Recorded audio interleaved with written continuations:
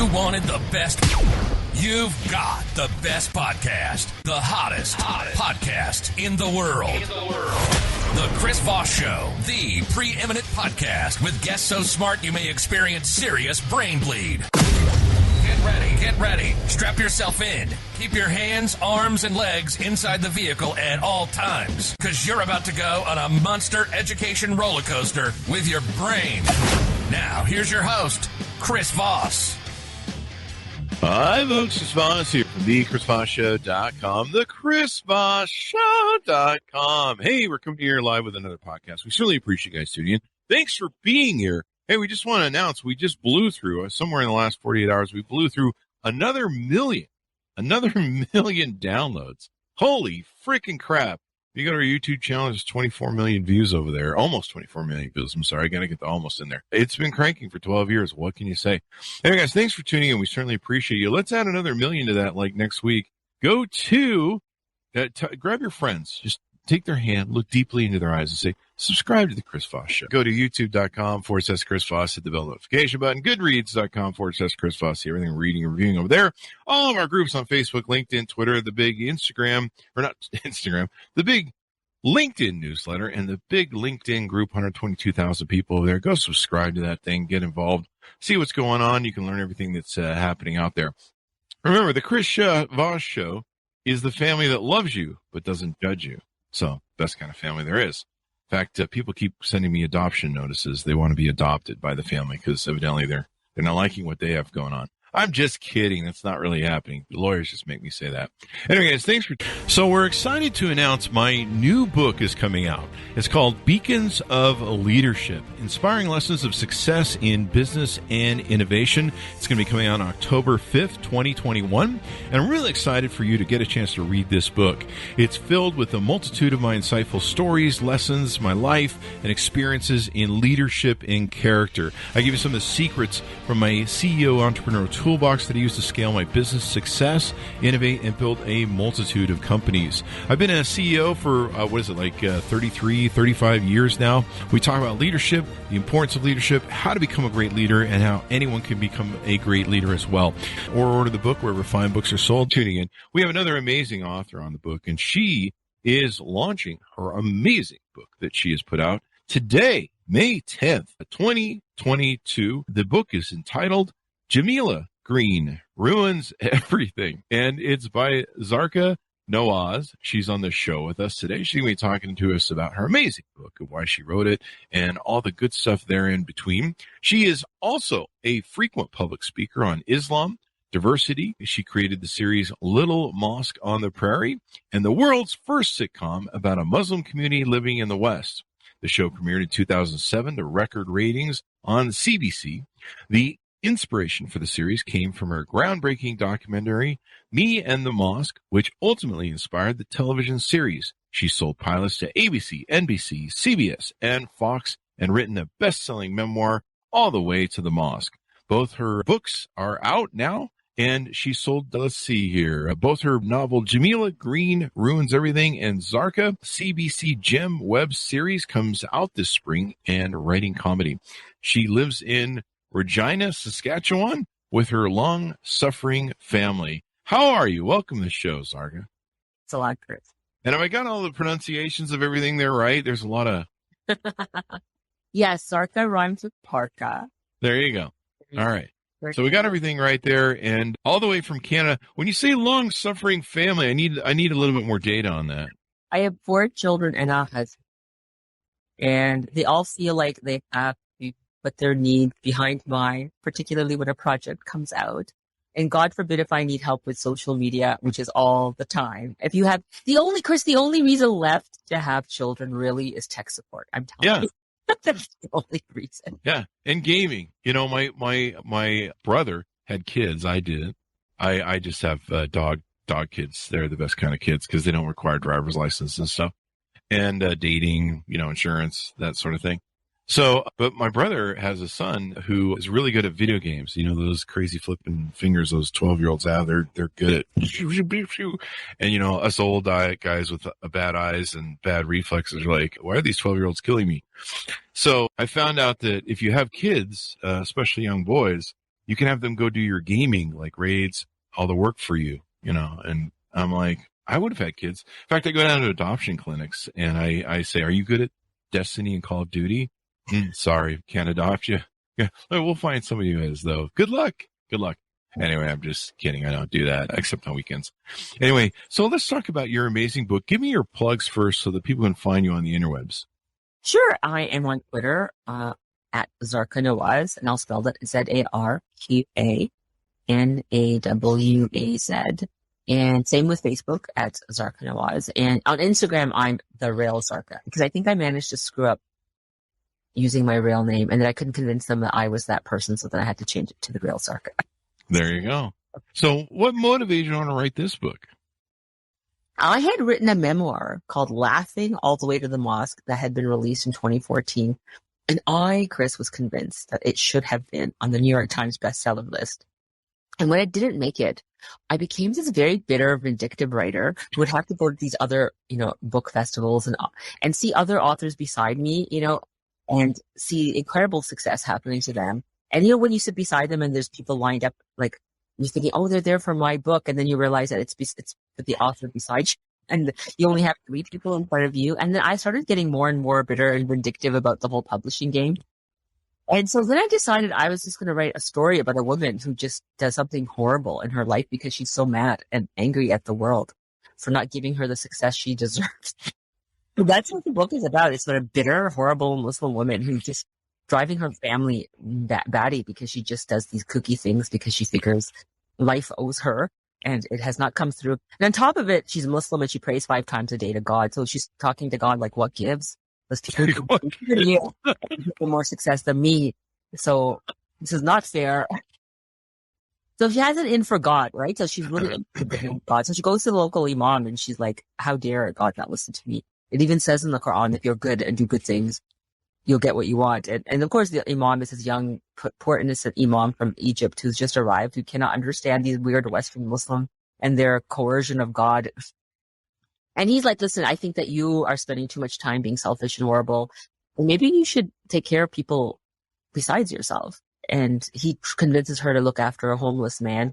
And she's really upset about that. And so she doesn't want to look after the homeless. She figured it's their fault that they're homeless and, they live on the streets and it's good use of taxpayers' money at night because no one's using them. And, why should we be helping them? So he's appalled by her behavior, makes her go out, and they meet a young homeless man, Barkley. And from there, a series of unfortunate events happen. I don't want to give the whole book away, but it helps Jameela realize, she goes on a bit of a hero's journey where she has to come full circle about her relationship with herself and her faith and her community and her family. So it's one of those redemption stories. Everyone loves a redemption story. It sounds hilarious too. At least the way you're portraying it in your comedy. The story, yeah, it's very funny. It's a satire. Yeah. So it sounds maybe a bit of a projection from your experience there. You base that on it. You basically, let's see. Yeah, I totally based it on what I was going through for that. It took like 6 years to write. And my own publisher who had published my memoir had actually turned the book down. Oh, which is really upsetting. That makes it more angry. I was so angry. I was like, what the? Well, for those people who don't know about publishing, if you've never published a novel before, you don't get an advance because the editors and the publishing house doesn't believe in you because they feel like they don't know if you can sell anything. So they're like, no, you got to write it first for free. And if we like it, then we'll buy it. And so it's called working on spec. You got to spend years and years working on a novel for wow. And then it may or may not get published. And so that's what happened. They're like, yeah, we know you can publish a memoir. If you want to write another memoir, I'm like, no, I'm done with the memoirs. I don't want to write another one. I want to write a novel. And so they said no. And then I had to write it and rewrite it. And novels are hard. Like you think it's easy to do, but it's a craft and you have to master it. And I'm a television writer by trade. And television writing is a very different animal than novel writing. Mm-hmm. Like novels, you go into people's minds and you hear their thoughts and feelings. You can't translate that into film and television. This is why a lot of novels don't make good television. Mm-hmm. Because most of them lived in people's minds and they were fantastic because you got to hear what they were thinking and feeling.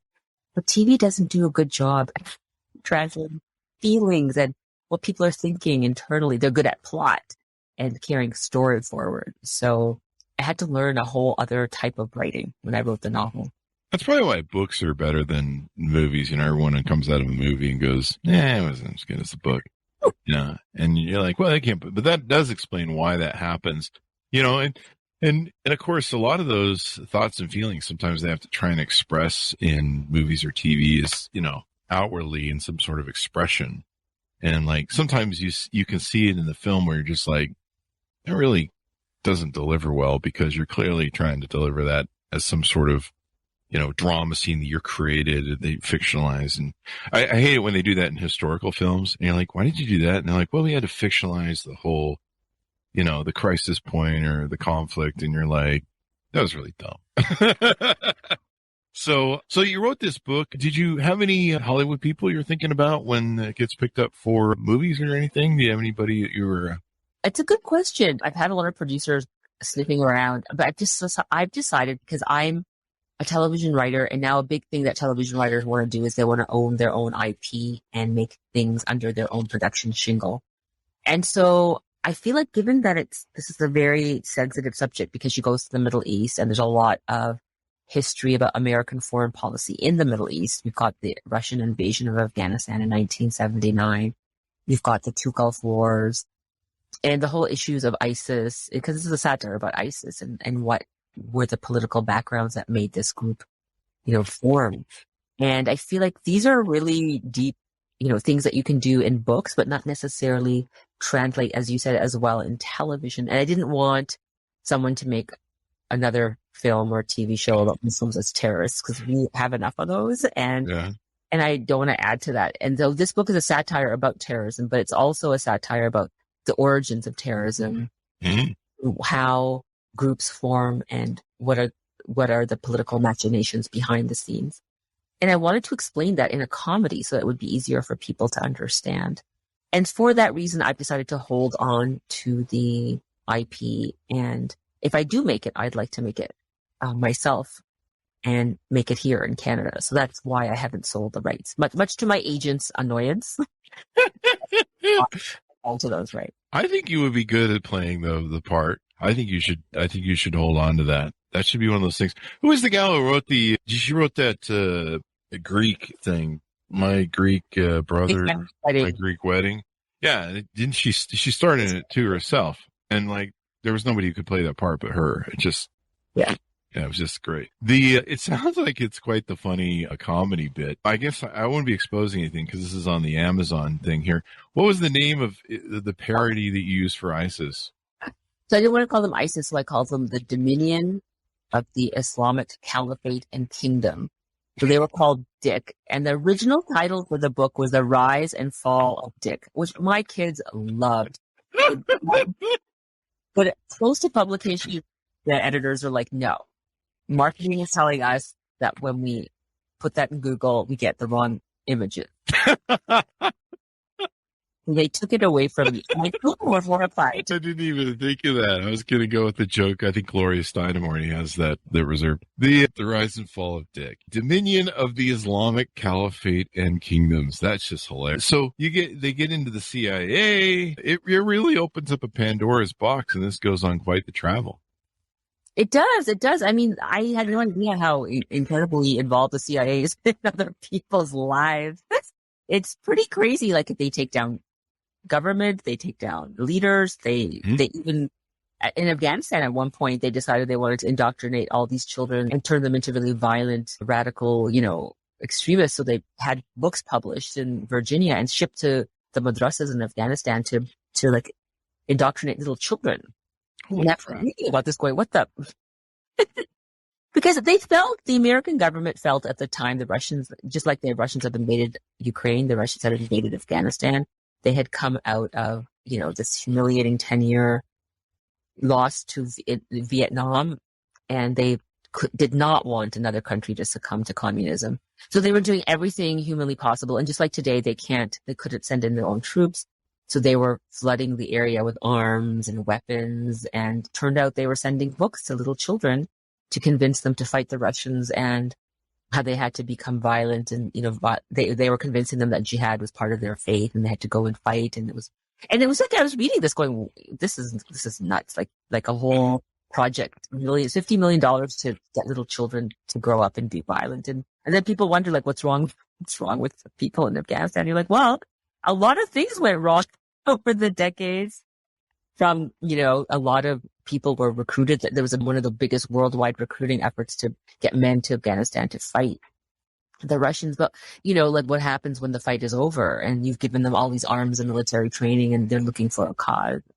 And so a lot of destabilizations of countries around that area happened at that time. And it's so interesting. It was fascinating reading this because I think that a lot of times, with American foreign policy, we do not learn the lessons of the past, and we keep repeating them over and over again in other situations, and then the same thing happens.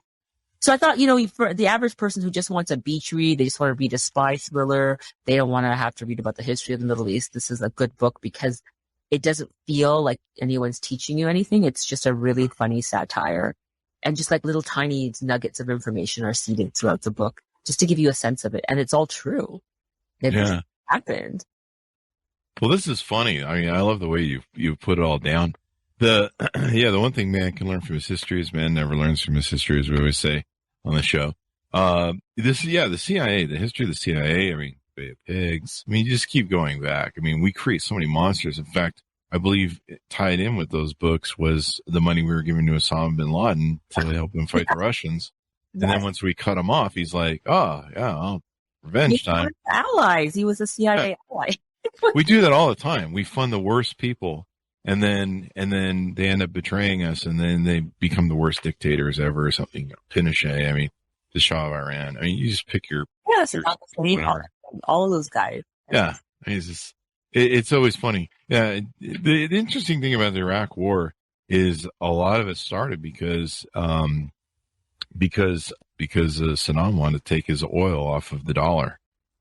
There's a lot of what that was about with that thing, because the almighty U.S. dollar is the currency of the world, and they can't have people doing that. That's what Russia has been trying to do for years, and of course China.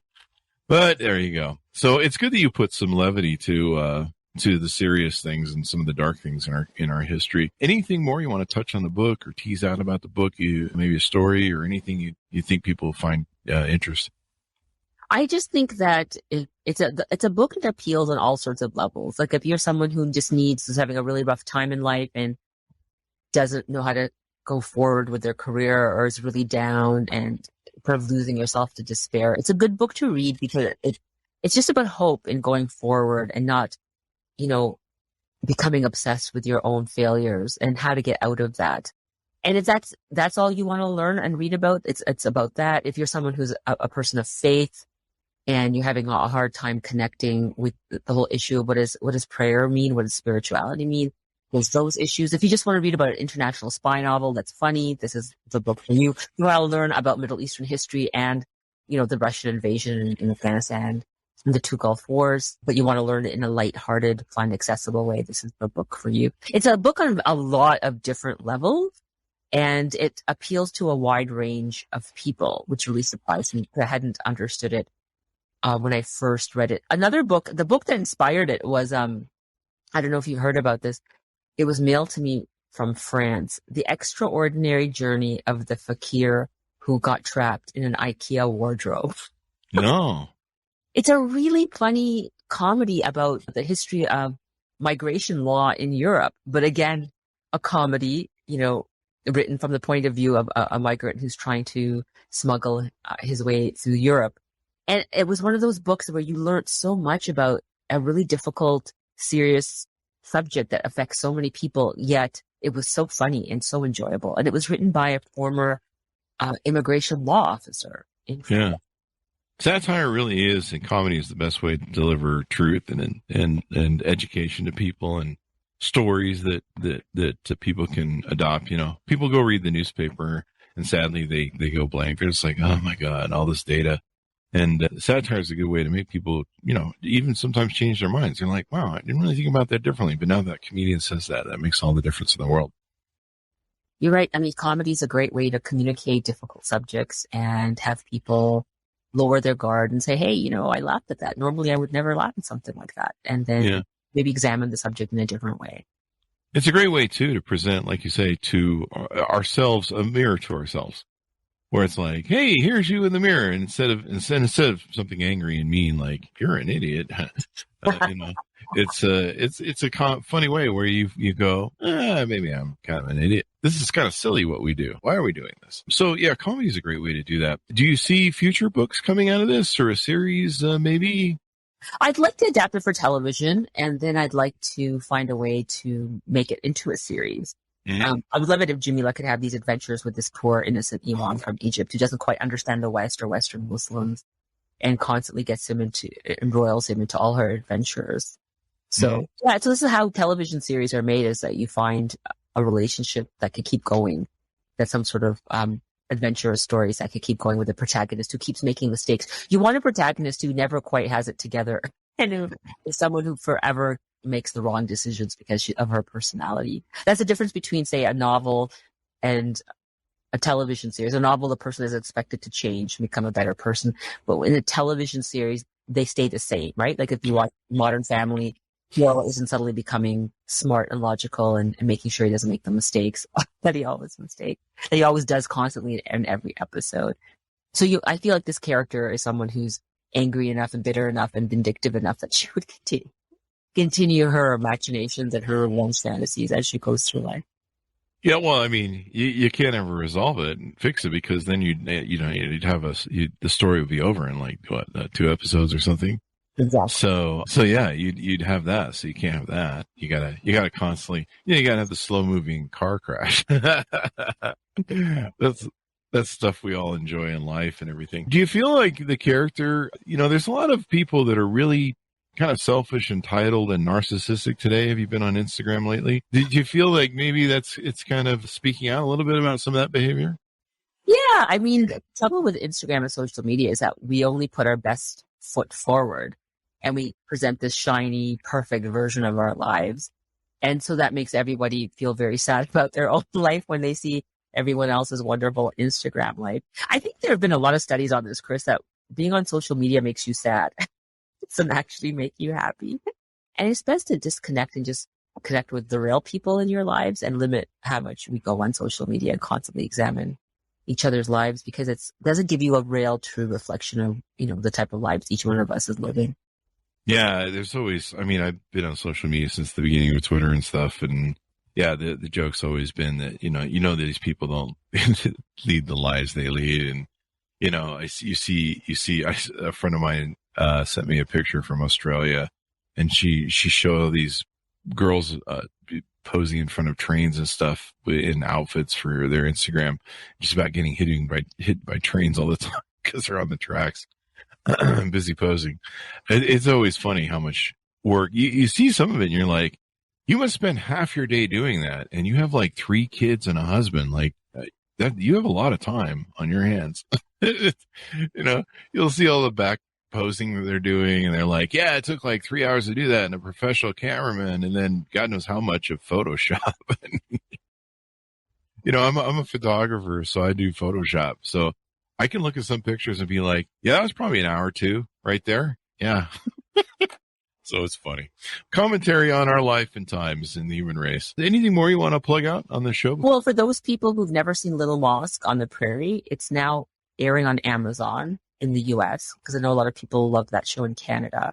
It's a comedy about a Muslim community that can't afford a mosque. And so the local church can't afford rent because all the people have left. So they rent out the basement to the mosque. So it's a mosque in a church in a little tiny town in Mercy, Saskatchewan. So it's now on Amazon. I know that on the last interview I was doing, people were complaining that these new shows are only like a season, 2 seasons, and then disappear. But this one is 6 seasons, 90 episodes, completely. It was back in the days when there were 20 episodes this season. So if you want to see a really fun, lighthearted family comedy, it's called Little Mosque on the Prairie, and it's on Amazon. I know in Canada it's free. I think in the US you may have to buy one of those sub channels. Probably something like that. But That was the last show that I did, and it was hugely popular. It was one of the most popular shows that we had in our country. So if people are interested, it's now available in the United States. There you go. You know, it'd be funny. One of my favorite Canadian comedies is Trailer Park Boys. Oh yeah, that's I love that show. In fact, I think people think I'm Ricky. Is Ricky the one who doesn't drink? One of my friends are like, "You're Ricky," and I'm like, "Screw you." But you know, it'd be funny as a Muslim Trailer Park Boy. Maybe. I don't know. one day. Maybe. I don't know. I just love that show. It's funny as hell. So thank you for coming on the show. We really appreciate you coming here and being with us today, Zarqa. Thank you so much for having me. There you go. Give me your plugs, your .coms one last time so people can find you on the interwebs. I'm at Zarqa Nawaz on Twitter and Facebook, and The Real Zarqa on Instagram. There you guys go. Order the book up today. It's hot off the presses. Just came out today. You can order it Kindle audiobook, hardcover, paperback, audio CD, everything. Jameela Green ruins everything. I love the cover. And get that baby ordered. Wherever fine books are sold is where you can order them. But remember, stay away from those alleyway bookstores. Usually either need a tetanus shot or you might get shipped in them. So just be careful. Go to the fine bookstores. Thanks for tuning in, guys. Go to goodreads.com/Chris Voss, youtube.com/Chris Voss. All those crazy places all those kids are playing on the interwebs. The Chris Voss Show is at. Thanks for tuning in. Be good to each other. Stay safe. And we'll see you guys next time.